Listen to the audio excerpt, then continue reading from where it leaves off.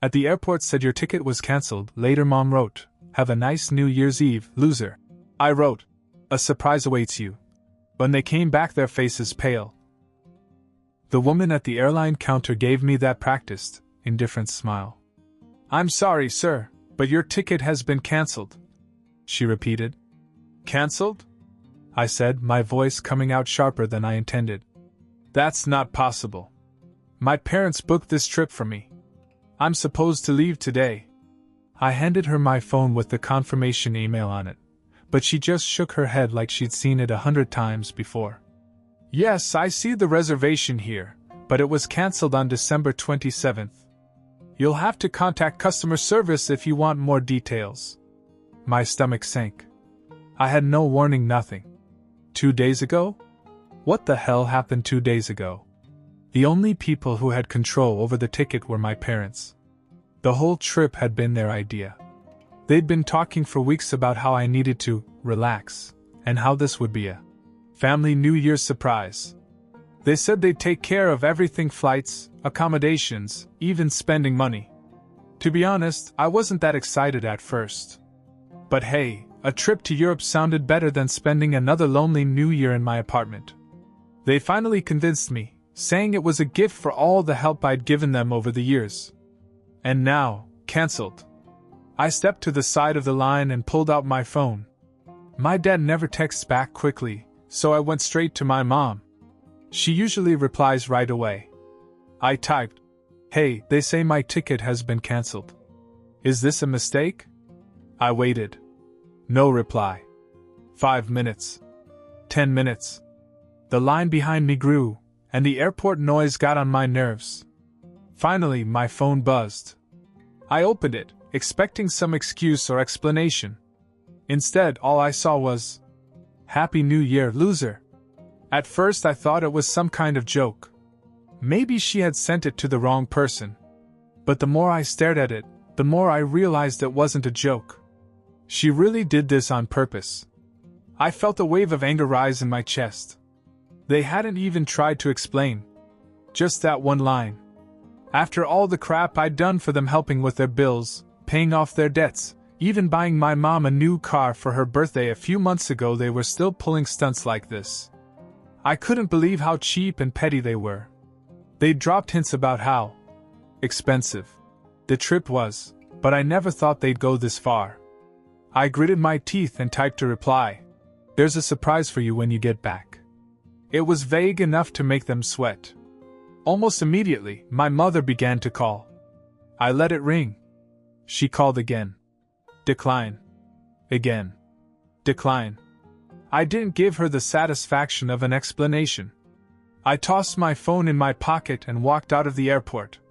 I didn't know exactly what I was going to do, but one thing was clear: I was done being their safety net. They thought they could play me? Fine. I was going to hit them where it hurt. Over the next 10 days, I came up with a plan that would make them regret it for a long time. Over the next few days, my parents continued to blow up my phone. I ignored every call and text. My mom tried to guilt me with messages like, "We were just kidding, and come on, it's no big deal. Don't ruin New Year's for everyone." Yeah, right. I didn't fall for it. Meanwhile, I spent those days plotting. The first step came to me as soon as I got home. The car I'd given my mom for her birthday? The one she'd been bragging about like it was her greatest accomplishment? Yeah, it didn't stay hers for long. I still had the title in my name, so I arranged to sell it. I quickly found a buyer, a guy willing to pay cash. I knew the look on her face when she found out would be priceless. But I wasn't done. There was also the joint savings account we shared. It was supposed to be for emergencies, but in reality, my parents had been using it like their personal slush fund. Since I was the main contributor, I had no problem draining every cent from it. Once the money was safely in my account, I sent one last text. "Happy New Year, losers." Then I blocked them. By New Year's Eve, I was feeling pretty good. I stayed in, cracked open a beer, and watched some movies. I knew my parents were probably fuming overseas. Good. Let them stew. I wasn't going to let them ruin my night. But the best part? I wasn't alone anymore. My aunt and uncle texted me out of the blue to wish me a happy new year. They asked if I was okay because they hadn't heard from me in a while. I guess my parents told them some story about me being sick and unable to travel. I almost laughed out loud. I told them the truth, how my ticket had been cancelled and how my parents had basically abandoned me at the airport. There was a long pause after I sent this message. Then my uncle responded, "Wait, they did what?" He and my aunt were furious. Apparently they had planned to meet us in Europe, but didn't know the full situation. They'd assumed I was sick, as my parents had said. Now they were furious, and they weren't the only ones. My cousins got involved too, sending me messages like, "WTF dude," and "That's cold." They were all on my side now, which gave me an idea. When my parents got back, they weren't going to get the warm welcome they expected. My parents must have finally figured out that I wasn't going to answer, because the calls and texts stopped after New Year's. I could almost imagine them enjoying their vacation, thinking everything would be back to normal when they got home. Little did they know, I had a welcome home surprise planned for them. The day they flew back, I got a message from my cousin Melissa. "Hey, they just landed. Are you ready for the showdown?" I smiled. Oh, I was ready. That afternoon, my parents showed up at my apartment. They didn't come alone. My dad brought my sister, my uncle, my aunt, and a few cousins. I guess they thought bringing the whole family would make things easier. Big mistake. The doorbell rang, and when I opened the door, I could see it on their faces, pale, stressed, and exhausted. My mother was the first to speak. "John, look, can we just talk?" "Sure," I said casually, stepping aside. "Come on in." Everyone filed into my living room. My dad looked around nervously, like he knew something was wrong but couldn't figure out what. My mom tried to play it cool. "We really didn't mean for this to happen. It was just, a little joke that went too far." "A joke?" I repeated. "Canceling my ticket to Europe was a joke?" "Come on, don't be so dramatic," my dad added. "We didn't think you'd react this way. We thought you'd just stay home and relax." "You overreacted." I laughed. "Overreacted? Oh, you think that's overreacting?" I leaned forward. "Okay, then I guess you won't mind the little joke I played on you." They froze. My mother's eyes narrowed. "What do you mean?" I couldn't help myself. I started with the car. "Remember that new car I bought you for your birthday? The one you kept showing off to all your friends? Well, I sold it last week. I hope you didn't leave anything important in it." My mom's jaw dropped. "You what?" "But that's not all," I continued.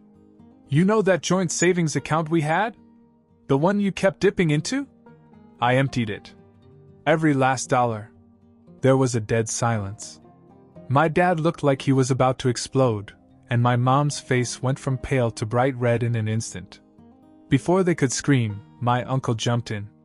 "Wait, hold on. You canceled his ticket on purpose? You told us he was sick." "Yes," I said, turning to my uncle. "They lied to you too. I wasn't sick.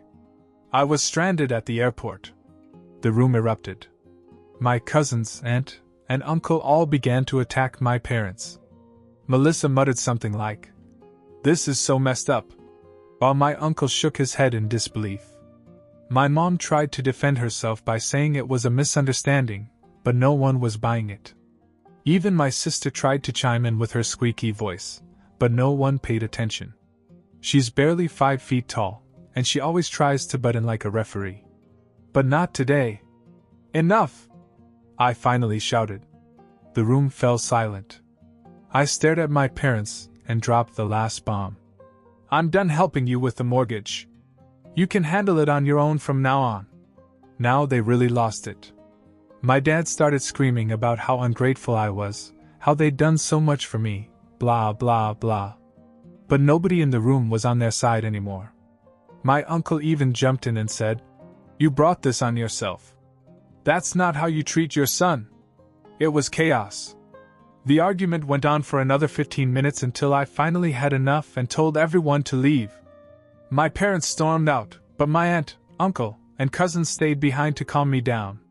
Listen, my uncle said after the dust settled, I have an idea. Why don't we go on vacation together? Somewhere warm. My treat. Let's make this right. I hesitated for a second, but Melissa grinned and said, Come on, you deserve it. Let's get past this drama. And so I agreed to go to Hawaii. We made the arrangements quickly, and here's the kicker: we pulled the same trick on my parents. My uncle booked a trip for them, but arranged for their flight to leave from a city 5 hours away. When they called me 2 weeks later to complain about how everything went wrong, I just sent them one last message. Have a nice trip home, losers. Then I blocked them. I thought that was the end of it. We went to Hawaii and had a great time.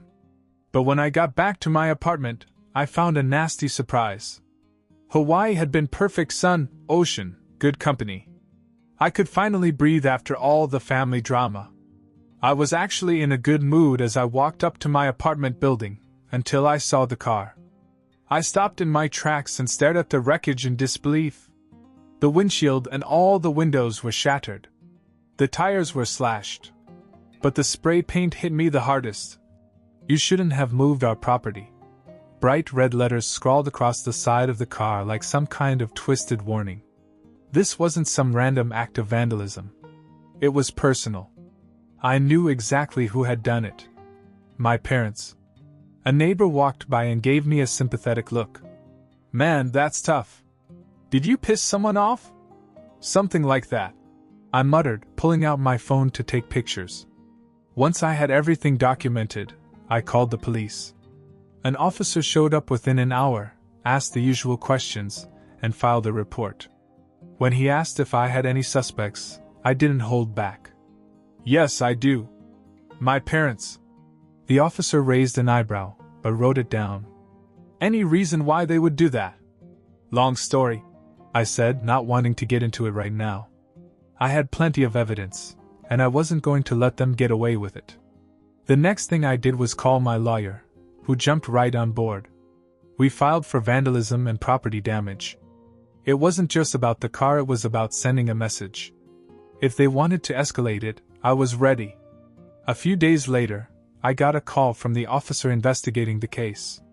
We interviewed your parents, he said. They claim they had nothing to do with this. In fact, they say it was your sister who vandalized the car. That took me by surprise. My sister? That was out of the question. Are you serious? I asked. They're really charging her? Yes, the officer confirmed. They say she acted out because of a family dispute. We're looking into it. I knew what this was. My parents were trying to use my sister as a scapegoat. She was only 19, and while she could be a pain sometimes, there was no way she would do something like this. I told the officer that, and he promised to keep digging. Sure enough, my sister was furious when she found out. She texted me that night. I swear I didn't do anything. Mom and Dad are trying to set me up. I'm so done with them. She ended up testifying against them, which made things worse for my parents. They couldn't beat the charges. The court slapped them with a big fine and ordered them to pay restitution. I thought that was the end of it. But a week after the verdict, I got a letter in the mail. It was from my mother. I almost threw it away, but curiosity got the better of me. I opened it and found a handwritten note along with a small package. The note read, "You've made your point. But before this war escalates any further, you might want to open this." My stomach turned. I didn't trust him for a second. Nevertheless, I opened the package. Inside was a single key. I held it in my hand and turned it over, trying to figure out what it was for. No explanation. Just the key. My mind raced with possibilities. Were they trying to lure me into something? Was this another trap? I had no answers, but one thing was clear: this wasn't over. I stood there staring at the key for a long time. It didn't look like anything special, just a plain silver key with no label or tag. No explanation, no details. Just my mother's cryptic message. I debated ignoring it completely, but my gut told me I had to find out. I didn't want to play into my parents' game, but this key had to mean something. I called my sister, hoping she might know something. "Hey, weird question," I said after some small talk. "Did Mom or Dad ever mention a key to you? I just got one in the mail from them." "A key?" she repeated. "No, that's random. They didn't say anything to me, but you know how they are. Maybe it's for something they've been hiding?" Hidden. That word stuck with me. My parents had always been secretive. They liked to be in control, to make sure that no one knew all the details about their finances, their assets, or their plans. Was this key connected to one of their secrets? "All right, thanks," I said. "I'll figure it out." The next day, I couldn't shake the thought. I tried the key on my apartment door, just to be thorough. No luck. Same with my mailbox. I even tried the storage unit in my building. Nothing. I began to wonder if this was all just a mind game. Then, out of nowhere, my aunt called. "John, are you okay?" she asked, her voice sounding a little concerned. "I'm fine," I replied, confused. "Why is that?" "Well, I heard from your mother today. She said that you would finally understand everything soon." I thought that sounded weird. I paused. "Understand what?" "She didn't say anything else?" "Nope. Just that cryptic line. You know how she loves her little power plays." My head was spinning now. What the hell were they up to? Later that night, I dug a little deeper. I remembered that my parents owned an old storage unit across town. They rented it when I was a kid. I hadn't thought about it in years, but I wondered, could this be it? It was worth a try. The next morning I drove over to the warehouse. The place looked run down, almost abandoned, but it was still open for business. I gave the manager the name on the account, and after showing him my ID, he let me in. Row after row of rusty metal doors stretched out in front of me. I finally found the unit my parents had rented, unit number 312. I took a deep breath, slid the key into the lock, and turned it. It fit perfectly. The door creaked open, revealing a dark, cluttered room filled with boxes and dusty furniture. I stepped inside, coughing as I disturbed the stale air. For a few minutes I saw nothing out of the ordinary. Just old junk, an old couch, a broken coffee table, random boxes labeled Christmas, and tax papers. But then, near the back of the unit, I noticed something strange. There was a large, locked metal box. It didn't match anything else in the storage unit. I tried the key again, and to my surprise it worked. The chest opened, revealing stacks of files, photos, and most importantly, a small safe box. I flipped through the files. They were filled with documents, financial records, property deeds, and even legal papers. Some of them mentioned accounts and assets I'd never heard of. My parents had been hiding money and property for years. There was more cash in the safe than I'd ever seen in one place. I sat there for a long time processing it all.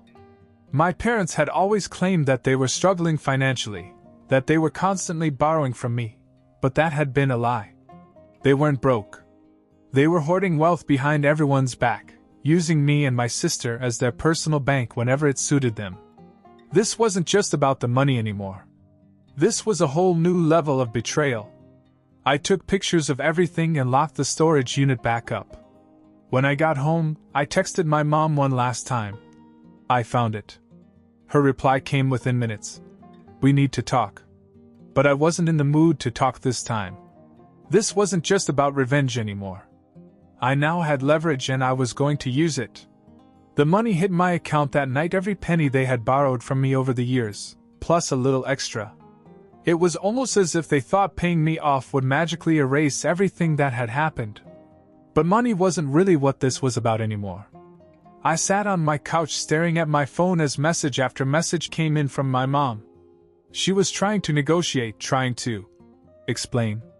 My dad had gone silent, probably thinking that silence was his best strategy. The truth was, I didn't care about her explanations anymore. I had the answers I needed. They'd been hiding assets, lying, and using me for years. I didn't need to hear any more excuses. The last message I read from my mother said, You don't know the whole story. Family is complicated.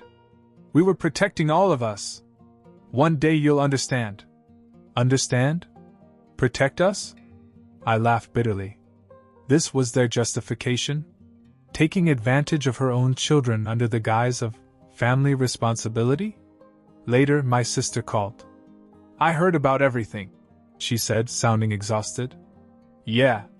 It's been a ride, I said, rubbing my face. Mom's freaking out, she continued.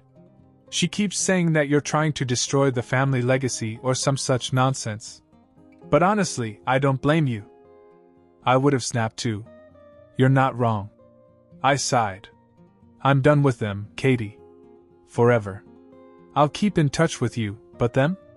I'm out. No more talking, no more helping, no more being their safety net. If they want to dig themselves out of their mess, they're on their own. I understand, she said quietly. I'll probably take a step back too. You've been using me for years. I'm tired of it. I want to live my own life without their drama hanging over me. We talked for a while after that about her plans, her school, how she wanted to move out of state and finally stop relying on their support. It was one of the best conversations we'd had in years. For once, there was no guilt, no manipulation, no tension between us. We were just two siblings trying to figure out how to heal from all the damage our parents had done. After we hung up, I sat in the silence of my apartment and let it all sink in. I thought back to all the times they'd guilt me, all the times they'd claimed to be struggling while secretly hoarding money. I remembered standing at the airport, humiliated and stranded because they had cancelled my ticket as some twisted joke. They thought they'd always be in control. But now that illusion was gone. I wasn't afraid of them anymore. A few days later, I received a final message from my mother. We are still your parents. Family is forever. You'll come around eventually. I stared at it for a long time before I blocked her number. Then I went into my contacts and blocked my dad as well. I deleted every old message thread from them, every reminder of their manipulation. For the first time in years, I felt free. From then on, I kept my distance. My sister and I stayed close, and over time our relationship grew stronger. We checked in often, made plans to visit, and talked about everything from work to life goals. Without our parents pulling strings behind the scenes, we could finally be honest with each other. As for my parents, I didn't hear from them directly again. Occasionally, relatives would bring up rumors how my parents complained that I abandoned them or how I was ungrateful. After all they'd supposedly done for me, I let them talk. I didn't feel the need to defend myself anymore. The funny thing is, I used to think that cutting ties with them would feel like losing something. But it didn't. It felt like freedom. I wasn't carrying their burden anymore. I wasn't their pawn or their ATM. I was finally living on my own terms.